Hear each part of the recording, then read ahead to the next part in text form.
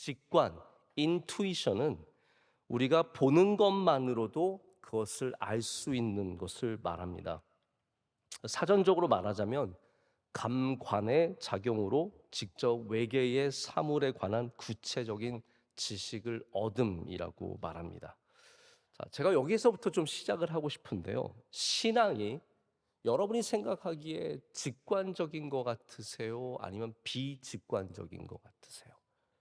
여러 가지 생각이 있으시겠지만 제가 오늘 드리고 싶은 말씀은 이겁니다. 신앙은 단순히 비직관적일 뿐만 아니라 반직관적이다. 다시 말해서 비본능적일 뿐만 아니라 반본능적이다. 우리의 본능을 거스르는 것이다 라고 말씀을 드리고 싶습니다.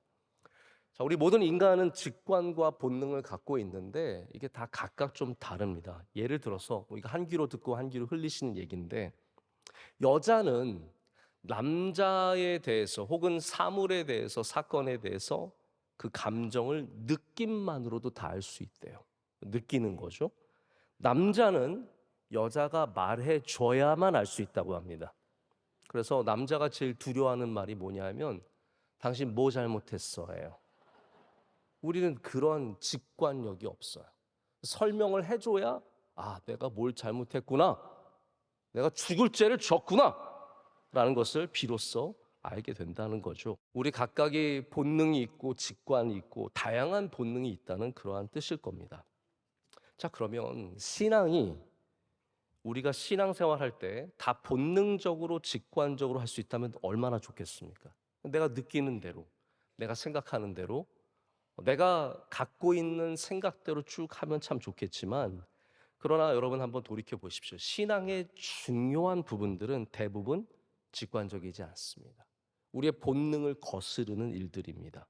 기도가 본능적이지 않습니다. 잠이 오듯이 기도가 나온다면 얼마나 좋겠습니까? 배가 고프듯이 예배를 하고 싶다면 얼마나 좋겠습니까? 하지만 신앙은 본능을 거슬러야 할 수 있는 것들입니다. 예수님께서도 사랑과 용서에 대해서 말씀해 주실 때 세상 사람들이 하는 사랑, 용서, 다시 말해서 하나님을 알지 못하는 이방인들이 하는 것들은 칭찬하지 않으셨습니다. 그건 다 하는 거라는 거예요. 아빠가 아들 사랑하는 것도 다 하는 거라는 거예요. 진정한 사랑과 용서는 이런 우리의 본능과 직관을 거스르는 것이라고 가르쳐 주십니다. 원수를 사랑하는 것, 원수를 위해서 기도하는 것, 우리가 상상해 보지 못한 숫자로 용서하는 것. 그래서 우리에게 복음을 주시되 이 모든 복음의 가치 가운데 본능과 세상의 직관을 넘어서는 거스르는 내용들이 분명히 들어 있습니다. 그래서 우리도 본능을 거스르는 이 복음의 신앙을 갖기 위해서는 반드시 믿음을 가져야 합니다. 우리의 느낌대로 하는 것이 아니라, 우리의 생각대로 하는 것이 아니라 바로 믿음으로 하는 것이고 말씀 가운데 중심을 잡고 해야 합니다. 오늘 예수님께서는 우리에게 바로 본능을 거스르는 중요한 신앙의 가치를 말씀해 주고 계십니다.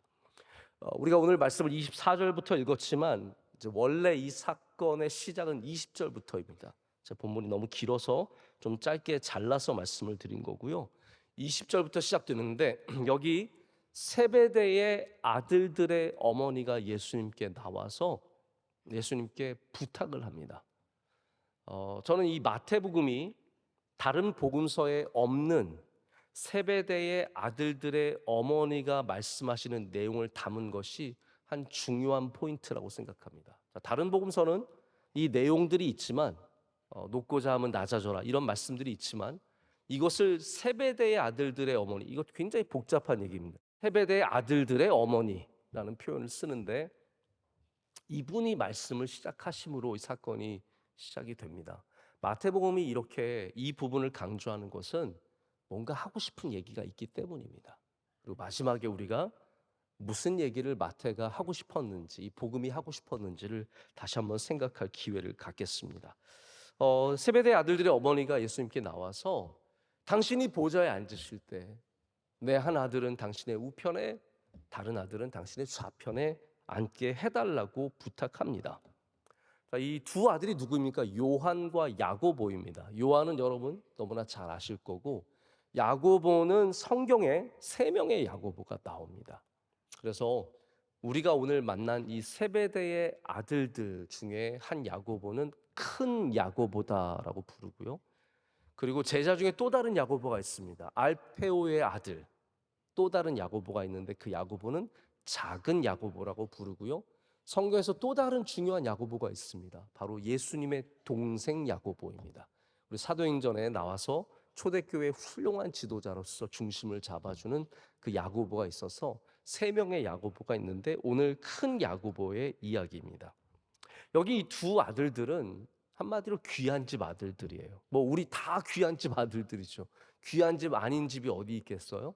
이 엄마가 잘 살고 잘 먹고 큰 아들들이 비록 예수님의 제자가 됐지만 여전히 출세하기를 바라는 거예요. 여러분 이게 이해가 되시죠? 그래서 이 아들들이 잘 되기를 바라는 마음으로 예수님이 왕이 되시면 온 세상을 다스리게 되면 우리 아들들 우편과 좌편에 앉게 해달라고 말하는 겁니다. 자, 여기 엄마의 본능이 있습니다. 내 아들들이 잘 되기를 바라는 마음. 자, 인간의 본능은 특별히 잘못됐다라고 말하기가 어렵습니다.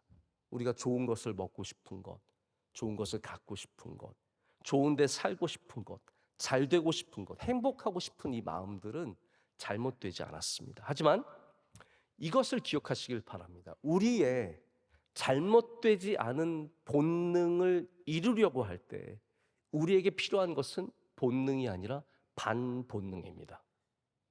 우리의 본능을 성취하기 위해서는 오히려 그 방식, 이루어지는 방식은 반본능적이어야 합니다.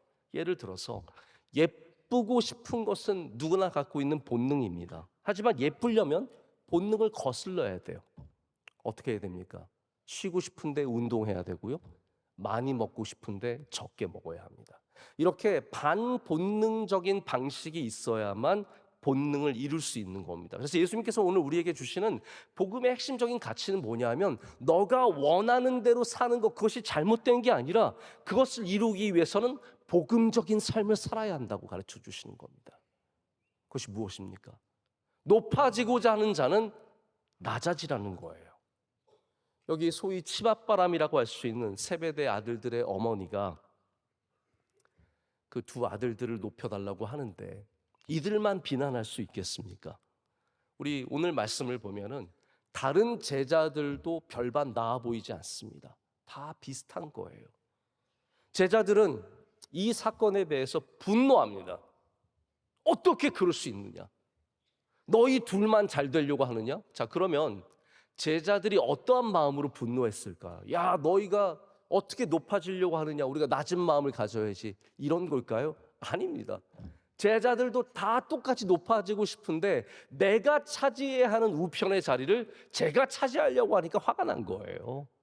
한마디로 말해서 제자들이나 세베대의 아들들이나 그 어머니나 다 거기서 거긴 거예요. 똑같은 사람들인 겁니다.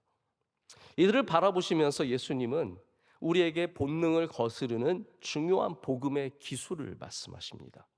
자, 제가 기술이라고 하는 단어를 일부러 사용했습니다.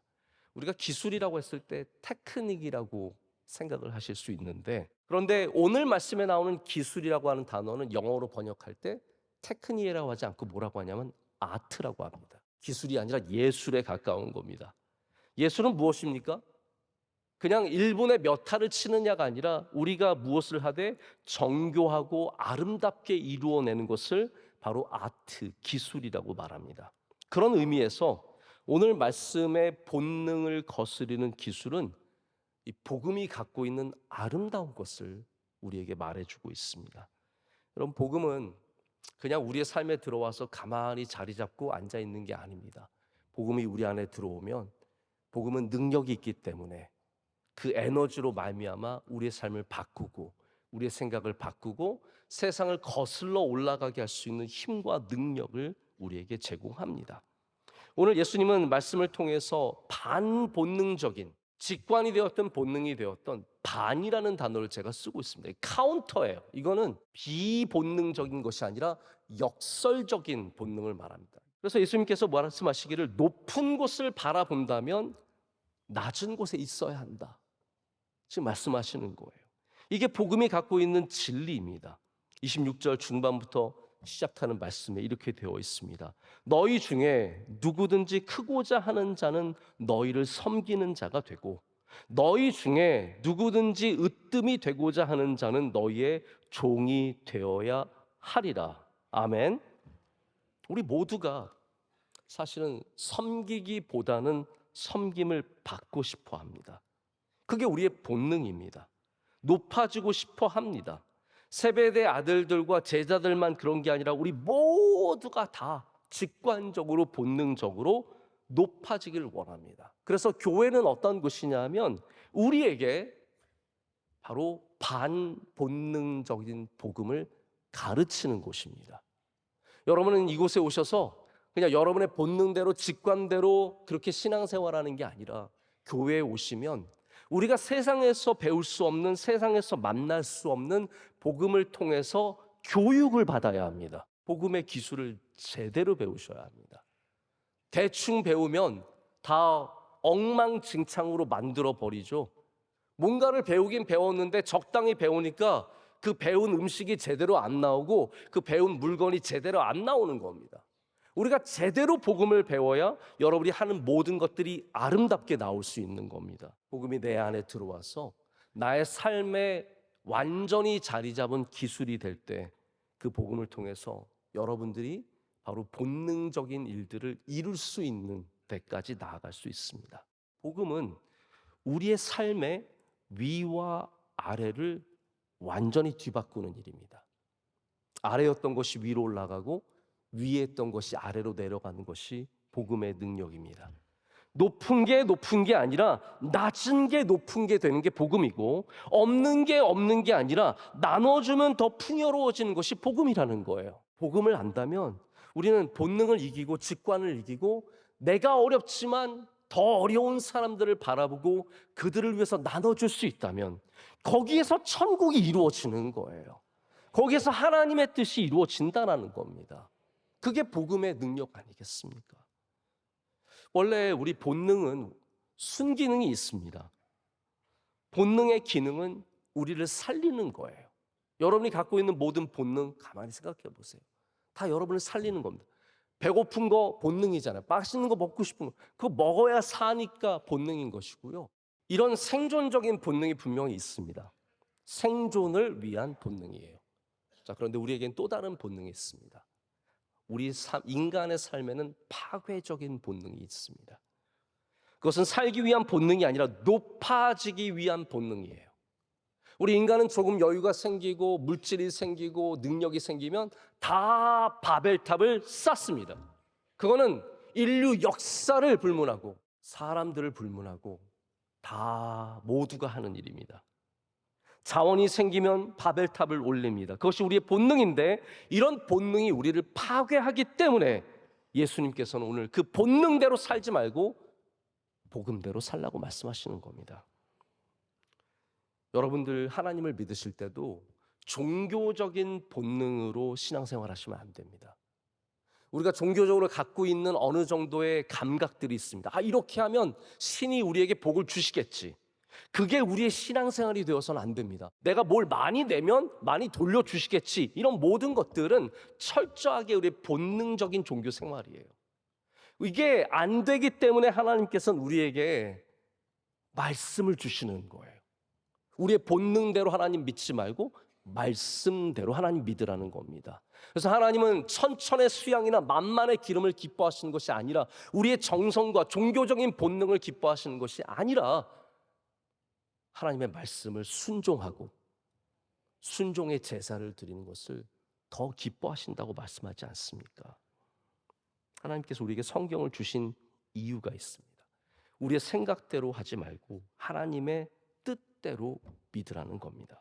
제가 우리 본능의 오류를 좀 한번 지적해 보고자 합니다. 여기 뇌과학적인 접근을 해보겠는데 어떤 분의 이야기에 굉장히 공감을 했습니다. 이분은 뭐라고 얘기하냐면 우리 두뇌는 생각하는 것을 회피하려고 한다라고 말합니다. 왜 그럴까요?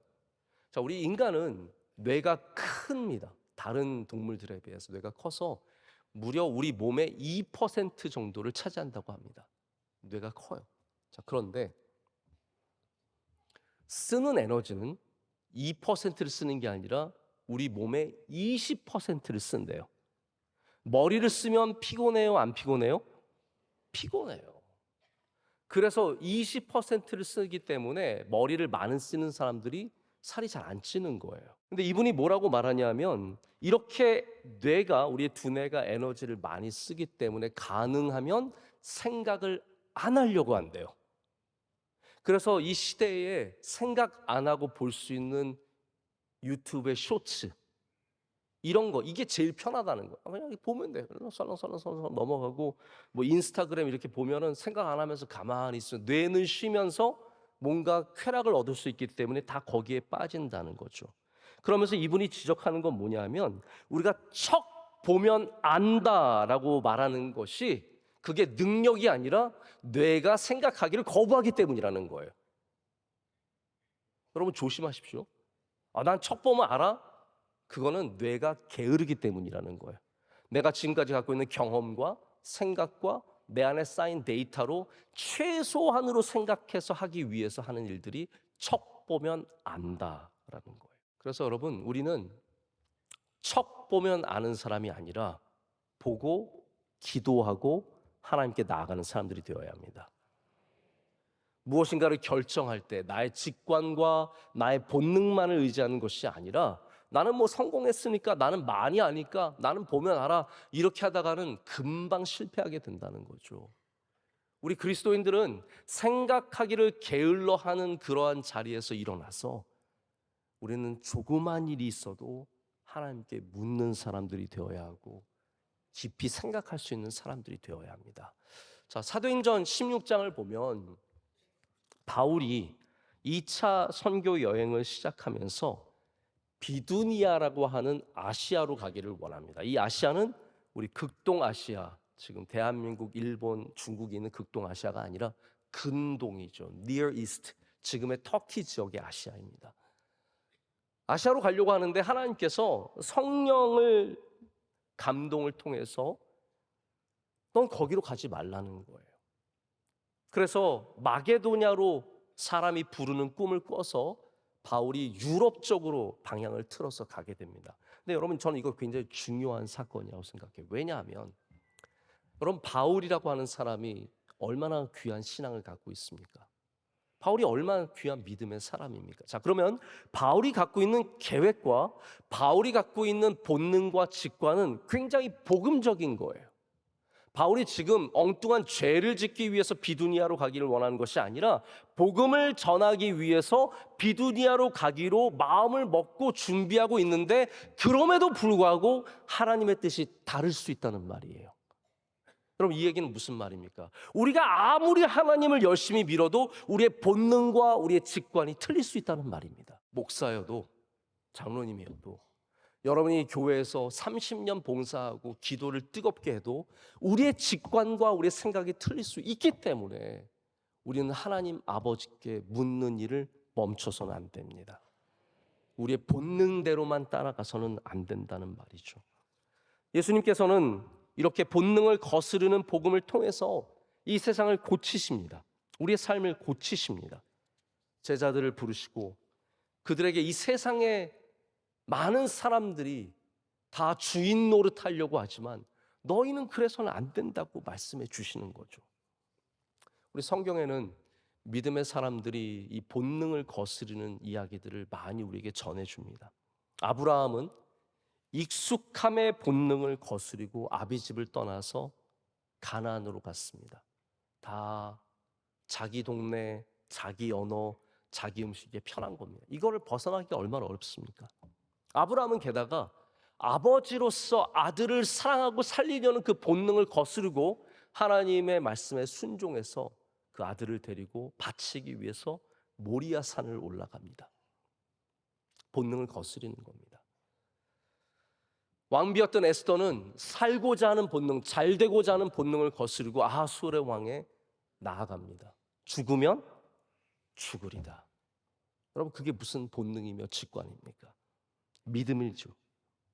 바울은 자기의 문파에서 자기가 이루는 수많은 학문적인 업적 속에서 잘 되려고 하는 모든 본능을 내려놓고 그것들을 배설물처럼 여기며 복음만을 붙잡고 나아갑니다. 예수님의 말씀 산상수훈은 이렇게 우리의 신앙과 삶의 기본적인 본능과 직관들을 거스르는 명령들입니다. 근데 이게 복된 길이라는 것입니다. 우리 인간은 본능적으로 자기중심적입니다. 우린 다 me-centered예요. 내 마음이, 내 생각이, 내 느낌이 제일 중요한 거예요. 근데 복음은 우리의 중심을 옮겨갑니다. 우리는 내 중심에서 예수 그리스도 중심으로 바뀌는 것이고, 나의 중심에서 타인들을 위한 중심으로 바뀌는 겁니다. 이게 지극히 반본능적일 수밖에 없다는 말입니다. 아무리 치장을 해도, 교회를 30년 다녀도, 내가 별의별 직분을 다 받아도 내 안에 있는 본능적인 이기심이 여전히 작동하고 있다면 우리는 잘못된 행동을 할 수밖에 없다는 겁니다. 여러분, 이걸 쉽게 말하면 무슨 말일까요? 복음이 본능을 이겨야 한다는 말입니다. 다시 말씀드립니다. 복음이 본능을 이겨야 합니다. 그렇지 않으면 우리는 믿지 않는 사람과 똑같은 사람들이 될 수밖에 없습니다. 복음이 본능을 이겨내야 합니다. 이제 말씀을 맺습니다. 제가 처음에 말씀드렸죠. 왜 마태는 세베대의 아들들의 어머니가 이 질문을 한 것을 굳이 기록했을까? 다른 복음서는 감춰졌는데 왜 마태복음은 드러냈을까요? 저는 그 이유를 찾았습니다. 마태복음을 쭉 읽다 보면 마지막 장면에 십자가 사건이 나오죠. 모든 제자들은 본능을 따라 두려움 때문에 도망갔습니다. 다 떠났습니다. 근데 예수님 곁을, 십자가 곁을 지켰던, 끝까지 지켰던 여자 3명이 있었어요. 그 중에 한 명이 세베대의 아들들의 어머니입니다. 이 여인은 원래 본능을 따라서 자녀들 잘 되기를 원해서 예수님 쫓아다녔던 사람이지만, 이 여인이 예수 그리스도의 복음으로 말미암아 변화되었을 때 이 여인은 두려움의 본능을 이겨내고 마지막에 십자가 곁을 지킨 바로 그 여인이 되었습니다. 그럼 복음은 본능을 거스리는 능력을 우리에게 줍니다. 저는 바라기는 여러분들도 마지막에 십자가 옆에 서는 세베대의 아들들의 어머니 되실 수 있기를 간절히 축복합니다.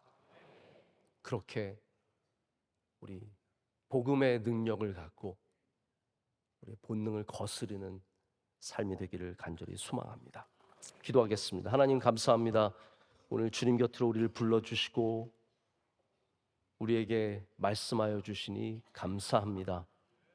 하나님, 우리 안에 여전히 살아있는 인간적인 본능들, 바벨탑의 본능과 파괴적인 본능들을 다 주님의 말씀으로 이기게 하여 주시옵소서. 거스르는 능력을 허락하여 주시옵소서. 그로 말미암아 우리 모두가 복음의 능력으로 이 땅 가운데서 하나님의 뜻을 이루며 하나님의 나라를 세워가는 주님의 귀한 백성들 되게 하여 주시옵소서. 예수님의 이름으로 기도드립니다. 아멘.